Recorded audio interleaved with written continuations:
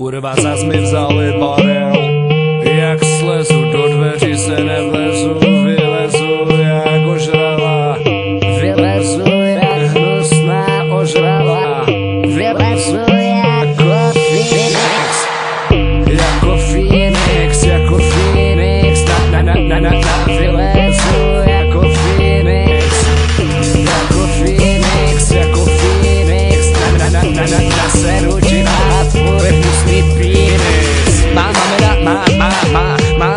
dává. Mamina ti nasadí rychle, takže si budeš drbat jen krychle. Mamina, jo, zatímco tvoje stává, jo. Že? Dobrý den, máme tady další relaci z Rádií TV Mrtka a máme tady známého hudebníka a rapera, pana Buka Mrkvičku. Dobrý den, pane Bučko. Dobrý večer. Mně se zdá, že vám se v dětství stalo něco obludného. No, co to áno, bylo? je to pravda, stalo sa mi to. Keď som bol malý, tak som sa pozrel pod posteľ a tam bol taký bobák, tam bol taký s veľkými očami.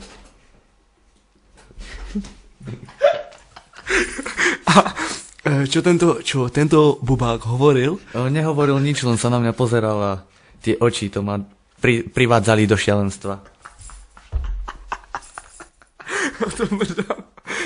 Tak to má relace. TV Rádio Mrtka. Naschledanou.